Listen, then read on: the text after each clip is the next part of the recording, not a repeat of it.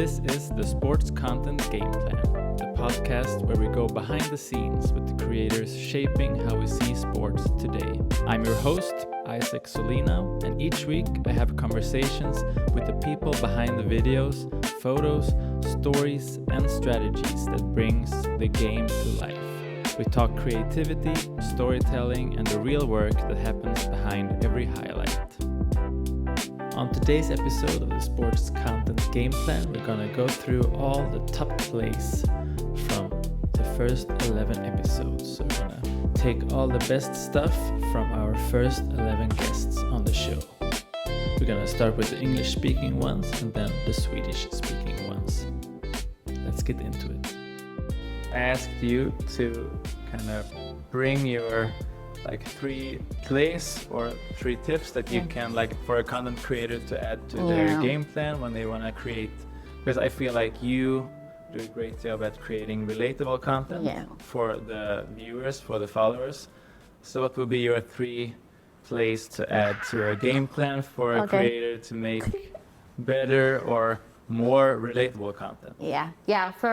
I'll just repeat it. Yes. But being relational, definitely doing research to your athletes, because I feel like the English come to me. But I really prioritize the athletes, because that's where it always starts. And then I feel like clicks or engagement is secondary, even fans secondary to me. I always prioritize the athlete. So I make sure that they're just comfortable talking to me. And when I used to work for like college basketball or here in the Philippines, there's always this line that I always tell them, just be carefree. I got you. I will never post anything that will put you into bad light. And that actually is a big thing for athletes like this, because some of them are a bit jaded already when it comes to media. So that line, I won't post anything that will put you into a bad light, is very important for them. So being relational. So for you to create good content, you have to have great relationships with these people. So be relational first.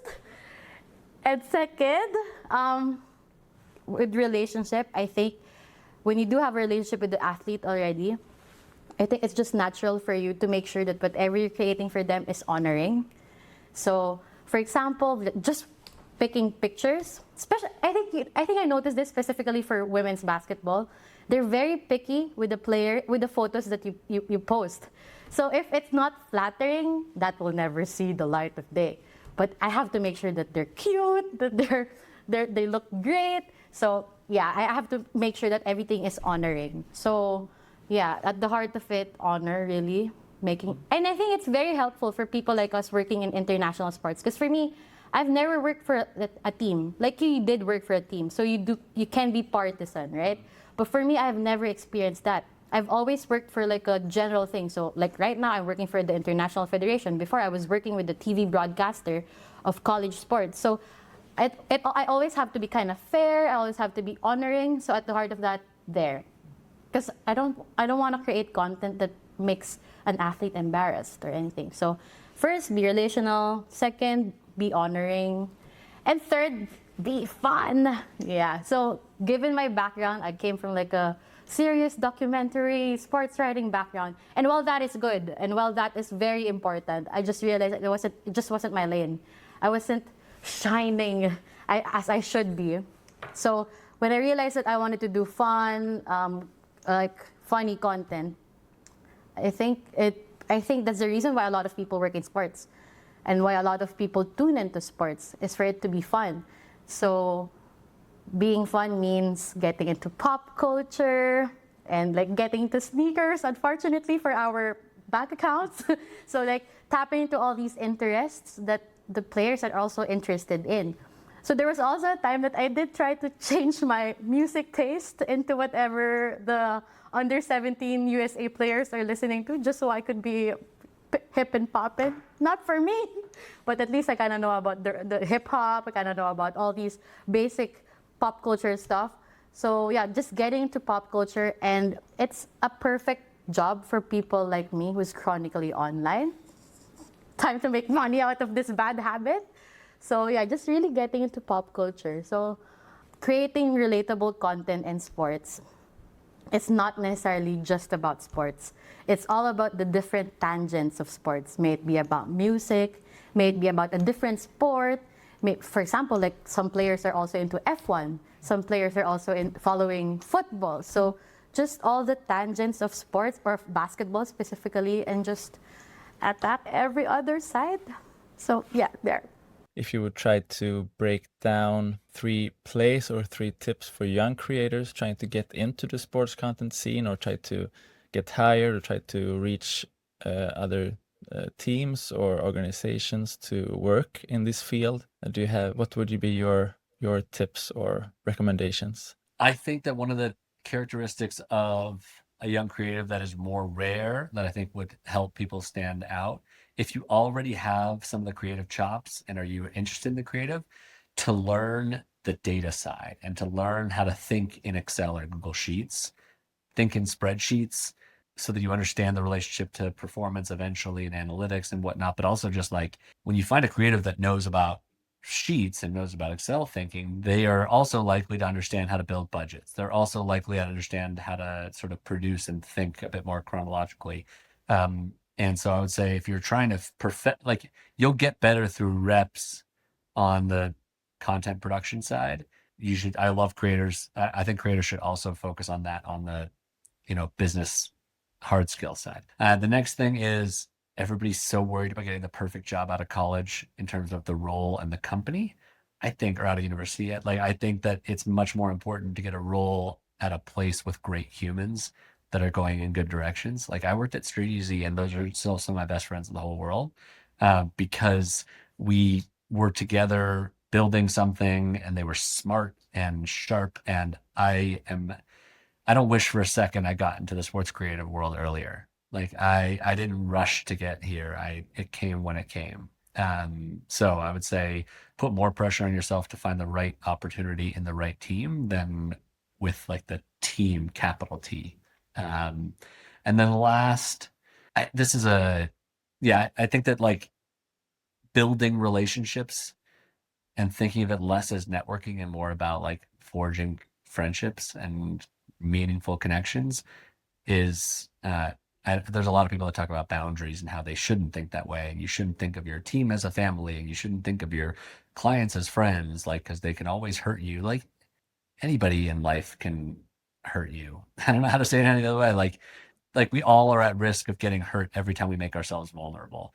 But the biggest thing that I say is, like, if you can forge relationships with your clients that feel truly like meaningful connections and friendships, then like you can enjoy every sales spiel more. It doesn't feel like sales. It feels like you're calling a friend. I've never been good at sales. I've been good at calling friends with weird ideas. So if you're trying to get into the space and you have somebody who you admire and they're a really, really talented creative, go learn from them, not because they can hook you up with somebody at NBC, but because they're dope. And that's why I would forge that relationship. I asked you also to like give your 3 tips on how to edit faster.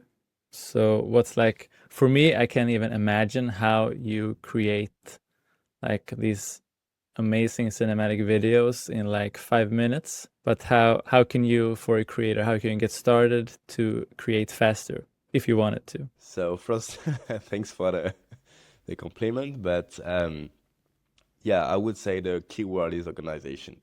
You have to have all your songs prepared before, like way before, just not just like -10, just like an hour before. Like if you remember, I was at the arena like way before, like with my double screen and everything. So yeah, and I have like 700 songs prepared, but I need to pick them for any case, for any place. So if I want to have a song for a dunk, a song for a long three, a song for a buzzer, with big drop, a long song of classic music, whatever. So prepare for any scenario and any case. That's the first tip, like prepare your songs. The second one is do your color grading at the earliest possible. because you don't know like how it will react depending the jersey, the position, on the floor, on the top, and everything. So try every time you can before the tip off. So that's the main thing, because when you have to edit like at halftime, like I did a lot, you don't have time to color grade nothing. And the third tip is as you get closer to the halftime, when the time is running out, at every foul, every free throw, like start to come closer to your office, because you don't have that much time. Because crossing an arena full of people wanting just a hot dog and a beer can take long minutes, and you don't have that much. So that's the way I can edit like super fast. Like my audios are ready, my color grading is ready, and I'm at my desk as soon as the whistle of the second quarter. And then it's just feeling, timing where you put the slow-mo, and and try to export as soon as you can. But for the main clips, the one which been like super viral, we had to take more time to edit or re-edit it. So it was okay to save the best clip for after game. When you also during the game, you kind of when you see a play happen, maybe you already have like a song in mind when you see a play happen. Yeah, sometimes. Yeah, I guess also experience like faster and faster. And I have like my fourth tips is save your clips during your game, because you don't have time at halftime to go through all your memory cards. So my technique is I have my lens like this, and so if there is a big play and I know I will edit it in first, I do like 3 to 4 black screen right after the clip. So when I can see on the thumbnails, if there is like 4 blocks black, I can know that the one clip before is the one. If it's something I just save for later, it's just 2. And if it's something they will probably ask it, but not sure, I'll just put 1 black screen. And that's why if you see me filming, you can see like I do this after big plays. Like we talked about working for a longer period of time with the same team or same organization. Like what would be your best tips for other content creators working in the same field for a long time, and just like how to keep reinventing yourself, or what would be your best place to keep elevating? I would say shoot like an editor. That's what I already mentioned. Sound is super important. Not only like music, but also sound effects, but also like clean dialogue. I would say that's super important. And then last one I would say is like try to shoot a little bit longer before or after, so you have always like a little bit spare room if you need it in the edit. So that would be like my 3 tips. Like for me, I think sound effect is one of the things that I maybe find it harder, or maybe like sometimes neglect when you just have to push stuff out fast. So how do you keep it like in top of mind for you, or what helps to like remember the importance of it? Actually, it depends on what it's used for. So if it's only purely for social media, and I mean by that like TikTok or like super snappy content, I don't think it's always necessary. But if you like really want to make, for example, a 30-second piece or a 60-second piece or something longer for YouTube or even for socials, and you want to like dimension it or multi-dimension it a little bit, then I think it's super important. So it depends on what's the use for it. I don't think if you have like a super cool dunk and slow-mo that it needs to have sound effects. It's always cool to have sound effects, but if it's like need to be put out in 5 minutes, then you can't do it for sure. A lot of photographers want to start shooting sports, but it can be a struggle to get on the sidelines. So I've asked you for your top 3 plays to really like to start shooting sports, or get into this field or this industry. So let's start by those and then we can continue discuss them. So what are your top 3 plays for getting onto the fields? I it's what's really fun that I've really enjoyed is wanting to not only capture and work with athletes, but also teach. I love helping young photographers, or just no matter how old they are, just new photographers. I love helping new photographers, giving them tips, things that I just didn't know when I was starting out. And so what's really cool is as I post videos or post things that just are like, here's a little tip, I have gotten a lot of newer photographers just asking for advice, and it's really fun getting to kind of just help them or answer questions. Obviously, I don't know everything, but I can give them little tips here and there. Often I will get new photographers just saying, how do I start? And it's so simple. It is so simple, but I remember feeling so stuck here. And I think there's just this big hill of being like, how do I just get started?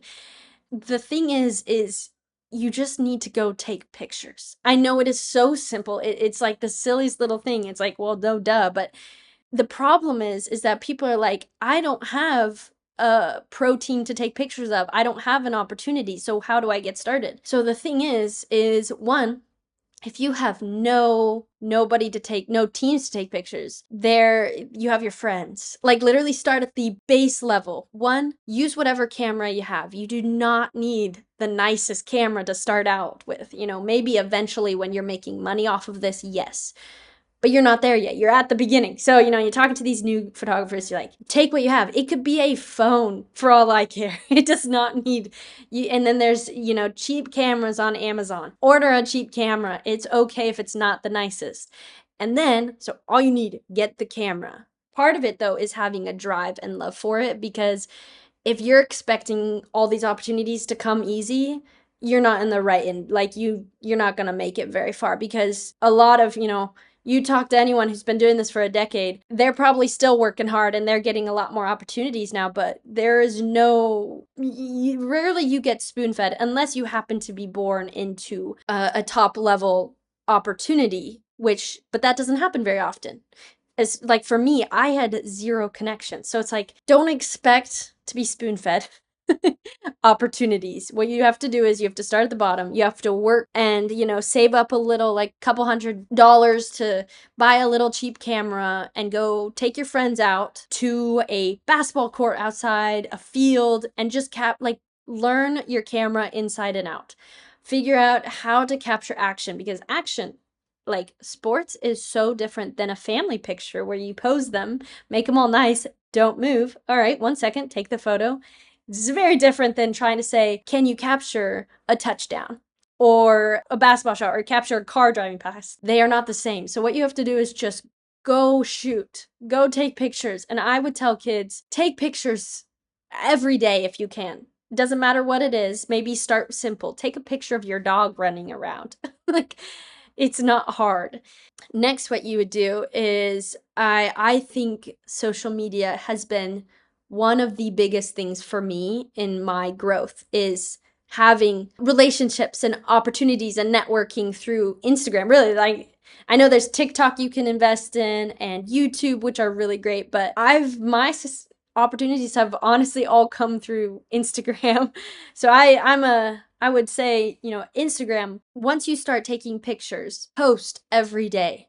And, it can be really scary when you're posting, because it's kind of putting yourself out there being like, here, hate me or love me. This is who I am. And it's awful, especially at the beginning. You're like, this sucks.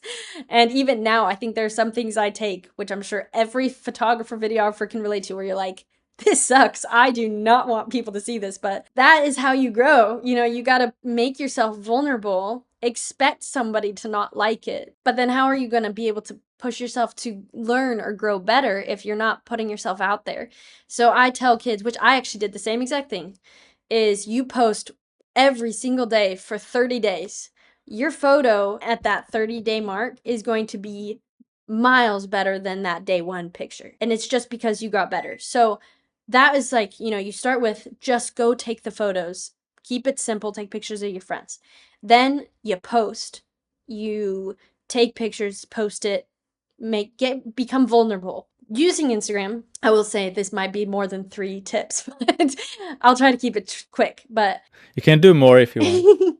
on Instagram, that another key thing that, you know, if you want to use this as a business tool, you need to utilize DMing people and networking and growing your social page, because unfortunately, you know, you don't always want it necessarily about how many followers you have. However, if you are able to grow your page, more people will notice you and more clients will want to hire you. So I think there is followers are not what matter as much. Your work matters more. You want to make sure you have good quality content. However, how can you do that in a way that grows your work and gets the attention so that you can get clients? However, so that's why, you know, keep posting, keep growing, but also DM people. Find, you know, I spent hours, I shouldn't say stalking. I spent hours finding people who's taking pictures for the Seahawks. And it's hard because these teams do not tag their photographers. So you're like digging into being like, once you find one photographer, then you see who is this photographer following. You go find all those photographers, see who they're following, then you follow all of them. And then that's how you kind of get into this web of like, okay, now I know who the photographers are or who the videographers are.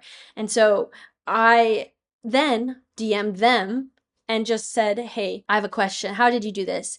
One thing I will just, as a little like, you know, start like a little note, is one thing I've noticed is that some new photographers who have, you know, maybe a small, not very little experience, will go on and DM, you know, they've DM'd me, or I've seen, you know, talk to other photographers.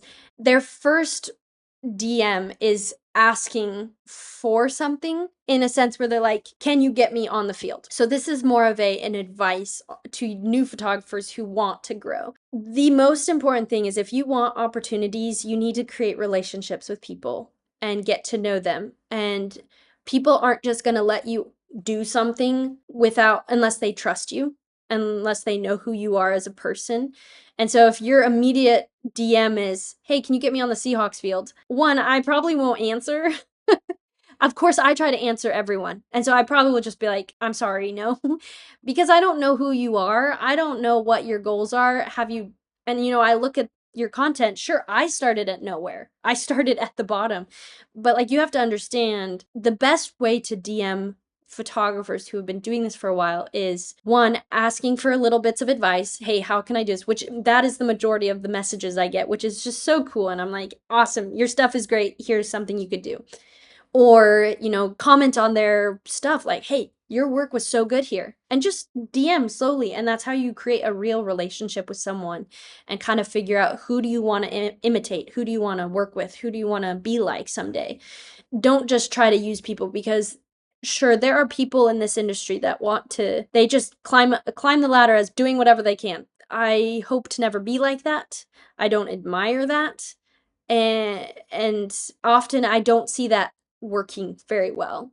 Sometimes it works, but it doesn't often last long, because if you can create a very good relationship with people and just really know that there's space for everyone, okay? Like, sure, we might be working and fighting for a similar position, but like, the amount of athletes that are in this world, we're fine. Like, there's space for everyone. Let's just help each other out. And I think if you can come in with that mindset to the, you know, new photographers coming in with this mindset and just saying, how can I help? How can I be of service? How can I grow? You know, having that mindset of just, how can I become better without trying to use people? Yeah, I mean, that is, I think once you DM, have that mindset, that is one of the biggest things that could lead to a lot of places. And, you know, not everyone can respond, but they also have jobs. I don't have response from everyone, but that's because they're busy with their lives. But, you know, that's why you DM everyone. You know, you just need a few responses. So I think that would be the third. All right, so what I said is like, just go take pictures. Doesn't matter what it is. Go take photos. Then number 2, post every day. Make yourself vulnerable. Grow. Sure, you can go back and later and delete things, but you know, you have to start somewhere.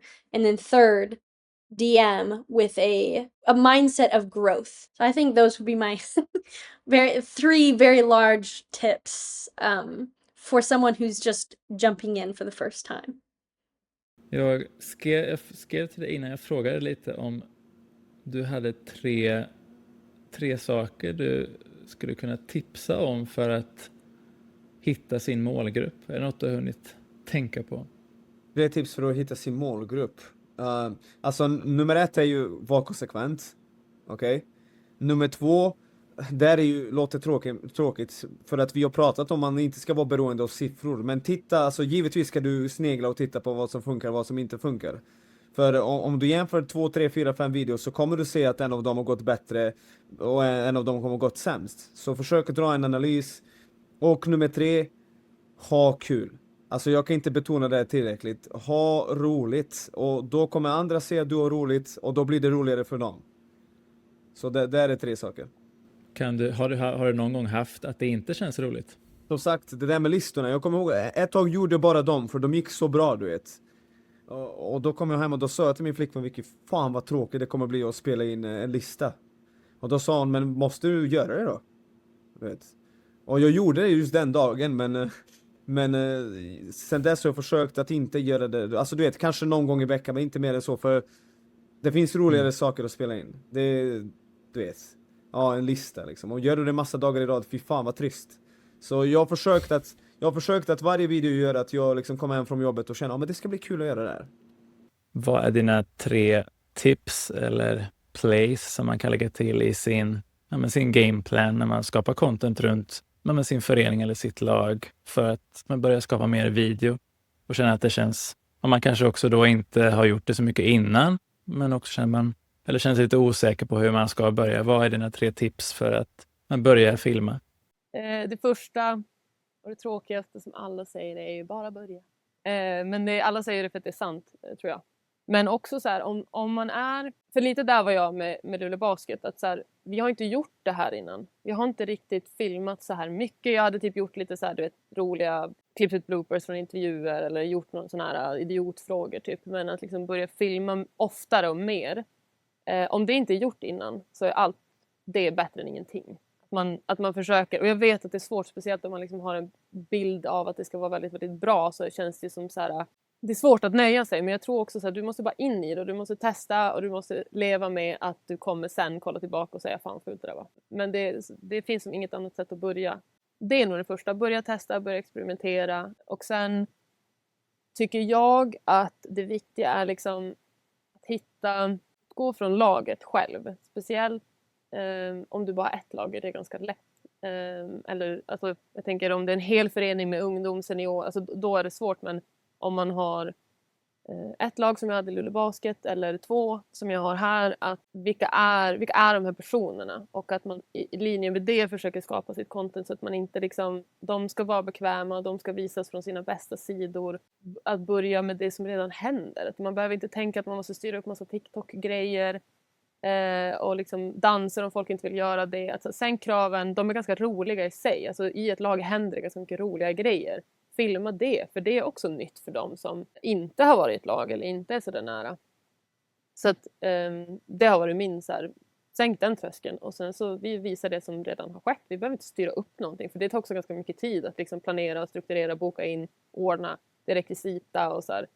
Skit i det då, om det liksom är svårt. Och sen finns det ju så här tekniska saker som att man kan preppa en shotlist. Alltså om du ska göra någonting längre, kanske framförallt att så här, de här 4 sakerna vill jag ha för att känna att jag kommer kunna sätta mig och redigera och ha det jag behöver. Men sen tror jag det som har varit viktigt för mig, jag är väldigt tävlingsinriktad på ett sätt som är liksom så här crippling, tror jag, ibland.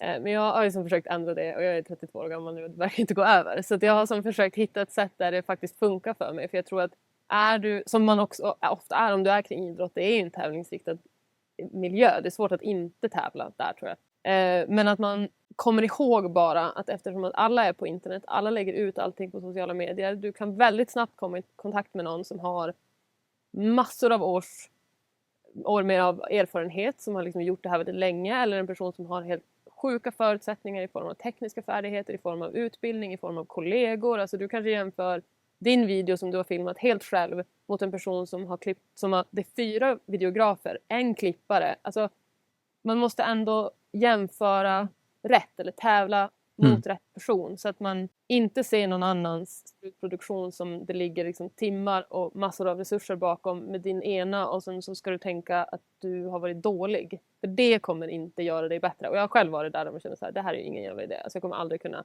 komma dit. Och det är ett extremt bra sätt att se till att man aldrig gör det heller. Att man ger upp. Så att jag har som försökt hitta folk som man känner så här har vi liknande förutsättningar. Det är liknande miljöer. Och så jämför man och tävlar mot dem. Och sen får man ha det andra som någon typ av så här visioner. Eller dit hade jag velat komma. Eller bara inspiration. Eller så att man inte liksom fäller kroppen för sig själv i det. För jag tror att det är ju det bästa med sociala medier är att du kan se allt som alla gör. Men det sämsta med sociala medier är också att du kan se allt alla gör. Så jämför rätt är mitt tips. Men tips på andra som vill skapa content kanske inom men redan en saturerad målgrupp eller nisch, hur man kan stå ut på de sätten. Har du några tips för det? Hur contentskapare kan stå ut på ett sätt som du har gjort med ditt content, och hur man kan hitta sin egen lane i någonting som kanske redan finns mycket av? Jättebra fråga. Jag skulle säga nummer 1 är gör det du vill göra och det du faktiskt är intresserad av. Så det är helt klart nummer 1. Ta de delarna av den stora craften eller det stora intresset du har. Hitta din nisch. Det som intresserar dig mest. Se om du kan skapa någonting därifrån, där inne inom den nischen. Och prata om det du vill prata om. Helt enkelt. Så det ska vara givande och det ska vara en del av din passion och det ska vara någonting du tycker om. Om du inte har någonting du tycker om, då kan man ju börja brett och sen så se om man tycker om något mer eller mindre och hitta det därifrån. Så att du kan börja väldigt brett. Men om du redan vet vad du vill prata om, var inte rädd för att nischa dig så där djupt. Nummer 2 sen skulle jag säga då är försök att också göra det påtagligt och relaterbart. Så ta din nisch och koppla det till ett större perspektiv. Så även om du började med att du zoomade ut och sen zoomade in, så kan du försöka zooma ut igen med de nya glasögonen som man kan se det, liksom, med det nya perspektivet. Och skapa någonting som når folk. För om du vill livnära dig på det här, då måste du nå folk. Du kommer inte undan det. Men så länge du har passion i det du gör och håller det relativt nära, så tror jag att det inte är några problem att du kommer kunna göra bra ifrån dig. Och det sista tipset jag skulle ge, nummer 3. Gör det korrekt. Sätt dig ner och plugga det du vill prata om. Missinformation, desinformation är enligt mig en väldigt dålig del utav, man får säga dåligt, det är inte en bra del utav contentskapandet. Och den kan hända, och liksom oskyldigt. Det är normalt att det händer. Man ska inte vara rädd för att råka sprida missinformation för att man trodde att man visste att det ena var en sanning eller inte. Och då får man all tid i världen och all rätt i världen att justera sin position. Vetenskap handlar om en uppdaterad åsikt. En uppdaterad position. Det är liksom en position som inte är fast. Den är föränderlig. Just nu vet vi att det här är den bästa möjliga sanningen vi kommer till. Så vad du än vill engagera dig i, förstå vetenskapen och kunskapen bakom det hela och lär dig mycket om ämnet så att du inte hamnar i en sån här Danine Cruz-effekt där du tror att du vet mer än du faktiskt vet och så börjar du prata om saker som man tror är sanning och så behöver du uppdatera din åsikt och så får du massa negativ feedback istället. Och det kan faktiskt vara väldigt svårt att hantera som content creator när man får negativa kommentarer för att man inte gjort rätt för sig. För då känner man sig, oj. Liksom, om du sabbar någonting på ditt jobb, du råkar, alla gör misstag. Det är en helt naturlig del, man ska inte vara rädd för att göra misstag. Men om du gör ett misstag för dig själv eller på jobbet, när du gör content, då syns det framför hela världen, tyvärr. Och man måste kunna ha den ödmjukheten, tycker jag, att säga, förlåt, jag hade fel. Du har helt rätt, jag ska lära mig mer om det här. Tack för att du upplyste mig i de här sammanhangen. Men du kan minimera de där negativa interaktionerna, för att folk är väldigt brutala, tyvärr. Alltså jag önskar att det inte var så. Jag önskar att det var mer snällt på sociala medier, för det ska det vara egentligen. Men många kan vara väldigt åsiktsfulla och ofiltrerade hur de ger dig feedback och helt ärligt, om man vill någon väl, Isak, eller om man vill hjälpa en människa, då kommenterar man inte någonting negativt. Man svarar med DM. Skriv det personligt. Du behöver inte hänga ut den här människan. Du behöver inte göra det svårt. De försöker sitt bästa redan med att synas på sociala medier och göra någonting bra för sig själva. Och det är jättesvårt. Det kräver stor utmaning att kunna ta kritik och inte bli emotionellt drabbad. Man behöver träna mycket på det för att hitta sin liksom, reassurance och sin självkänsla innan man ger sig in i det. Och det är inte alla som gör det. Så därför skulle jag säga, försök att vara så vetenskaplig du kan i din specifika position och det du vill nischa dig om. Om du inte har den kunskapen men ändå vill skapa content, då kan du alltid formulera det på ett sätt som är korrekt. Jag tror att det är så här. Jag vet inte just nu, men jag tror att det är så här. Eller jag skulle gissa. Jag kan ha fel. Bästa möjliga gissning är att inte prata i absoluta termer. Så här är det. Så här är det alltid. För det är sånt som tyvärr går viralt också. Så här, don't do this. Du vet den här skräcktaktiken som finns. Don't do this. You're missing out if you're not doing this. This is bad. You will never become successful unless you do these 5 steps istället för these 5 steps could help you achieve more success. Alltså, du vet ju vilka som får mest attention. Så att jag tror att om man håller sig till det, om man vill ge sig in i content, det blir det 4:e tipset. Våga ha fel, men formulera det inte som att du har rätt då. Var försiktig med det. För att det kan bara bygga negativa associationer för dig själv. Så våga ha fel. Och våga göra saker som kanske är under process och inte är helt stadgade i jättebred vetenskap. Men kanske en liten del vetenskap som du tar vidare eller kunskap som du samtalar vidare och resonerar kring själv. För att om du kan resonera kring någonting, då kan du prata om det hur länge som helst. Så jag tror det blev 4 tips nu kanske till slutet. Men de tipsen är det jag vill förmedla vidare. Att man verkligen sätter sig och lär sig om det man ska prata om. Hittar glädjen. Hittar det man tycker om. Och våga zooma ut och börja brett. Och sen så fokusera in på det med nischade. Och sen så kan du zooma ut det göra det mer relaterbart. Och vara okej med att ha fel. För det kommer du ha. Du kommer aldrig kunna stoppa ut massa content och posta massa grejer utan att ha fel någon gång. Det kommer du ha. Och då får man ha ödmjukheten att man kan ha fel. Och man behöver positionera om sig. Och det är helt okej. De mest kloka sinnena och rationaliserade sinnena är de som vågar ta en ny position när nya bevis kommer in i bilden. Och om du inte hade de bevisen framför dig och någon annan människa hjälper dig dit, jättebra. Men om du hade de bevisen från första början och inte förhöll dig till dem, jättebra, då kommer du få höra det. Det är väl mina tips. Ganska långt, men jag tycker det är viktigt att prata om.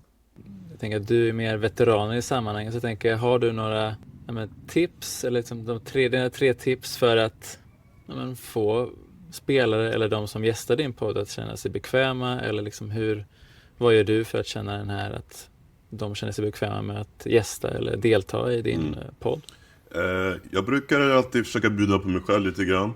Alltså försöka få det så avslappnat som lite redan i början, så när man kanske drar någon snabb skämt eller liksom bara liksom driver med personer. För men det är inte så att alla jag har med i podden är några som jag känner. Så det kan vara personer som jag pratar med någon också. Så man tänker om det hade varit liksom in real life och jag hade stannat någon på gatan och börjat ställa en massa frågor. Alltså det är inte säkert liksom den personen hade svarat. Så man har den här korta tiden man har och försöka lära känna någon på djupet och intervjua den personen, så måste man liksom direkt vara så avslappnad som möjligt och få det så avslappnad som möjligt. Så jag brukar säga definitivt bjuda på mig själv och dra lite skämt. Och det hjälper ju lite grann med isbrytarna som jag har. Jag försöker kanske få in någon isbrytare där som kanske är lite mer rolig. Eller att jag kanske gjort lite research på personen så jag vet att okej, den här personen kommer skratta åt den här frågan liksom jag ställer den. Så redan där liksom, om det är fråga 1 eller 2, så vet jag okej, men då har jag satt grunden lite grann för hur podden kommer fortsätta sen. Så det skulle jag säga. Men sen också, även innan man trycker på record, bara men sitta och småsurra lite grann, kolla tempen, hur går det mot kroppen, hur går säsongen, är det någonting som du inte vill prata om, liksom, du bara säger till, och då läser vi klipper bort det. Och vissa kommer in och är nu kör vi direkt, Jag ska se allting. Vissa är väldigt så här, jag skiter i allt. Vi kör. Nej, inga klippningar. Jag är redo, vi kör nu. Så det är verkligen så här olika sidor av spektret egentligen. Så det skulle jag också säga. Ja, men så här, alltså våga misslyckas också. Alltså, det låter helt klyschigt, men så här, jag har också fuckat upp flera gånger så här, typ när jag redan på introt att jag måste säga okej, nu sa jag helt fel, jag börjar om. Alltså jag kommer bara så det 10 sekunder in i podden, man ska köra introt och så bara gör man bort sig totalt. Så, och det sen är det så men skit i, man börjar om liksom. Det behöver inte vara större grejer än så.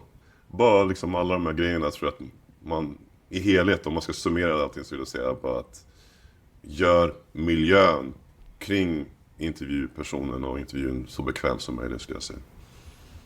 Jag menar, dina bästa tips för mindre idrott eller för mindre föreningar, vad de kan applicera för tips för att kunna börja bygga sitt varumärke eller börja synas mer online. Så det kanske var de här sakerna också, men du får gärna fortsätta om du har fler. Ja, om vi ska utgå från, om jag hade hand om en förenings eller en idrotts, ett landslagskommunikation, så skulle jag verkligen börja från grunden. Det behövs bra bildmaterial på spelare. Om vi vill få människor att bry sig om en spelare eller en idrott, så tänker jag att vi behöver lyfta upp dem lite grann. Det behövs liksom sättas en riktigt bra nivå på spelarbilder. De är ju otroligt användbara också. En plåtning med ett lag, alltså säg att man lägger ett par timmar på den fotograferingen. Det är bilder som kan användas på olika sätt under en hel säsong. Och att slarva med den grunden tycker jag är onödigt. Där skulle jag lägga en hel del krut. Sen skulle jag variera liksom material. Det behöver vara kortfattat idag. Vi har inte tid med att liksom intervjua folk och liksom ställa långa frågor. Det är ingen som vill höra en lång fråga ens. Utan det behöver vara ganska rappa svar och rappt innehåll.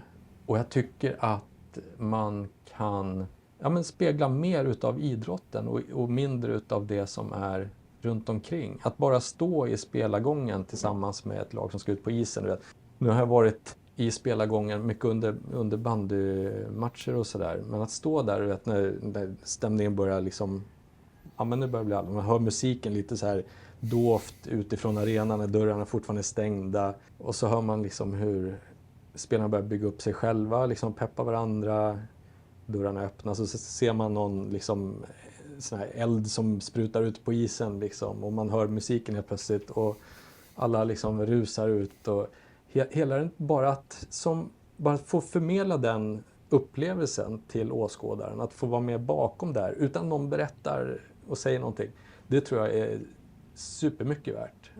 Det är något otroligt mänskligt i hela den, från att du kommer från omklädningsrummet och ställer dig liksom redo ut på isen. Alltså, sakerna som händer i ett ansikte under den här resan är otroligt fascinerande. Så mycket sådana grejer skulle jag satsa på. Med egen plattform, kreatörer. Jag bad dig ge dina 3 tips eller 3 plays för kreatörer om de vill börja bygga en egen plattform. Vad är de viktigaste sakerna att tänka på? Min första är, som jag tror kanske många säger som kanske har kommit lite längre i sin kreatörskap, att man behöver inte ha den bästa utrustningen för att börja. Det är lätt att tänka att man måste ha den bästa kameran eller att man måste ha det bästa objektivet, utan det viktiga är att börja. Jätteklyschigt sagt, som alla säger. Man kan skapa så mycket saker med vad som consider kanske inte de bästa eller dyraste så, men kan man inte sin kamera, då spelar det ingen roll vilken kamera du har. Och då behöver du inte köpa en kamera för 25 000, 30 000 om du inte kan den. Så att börja med liksom att förstå vad vill jag göra, ska jag säga.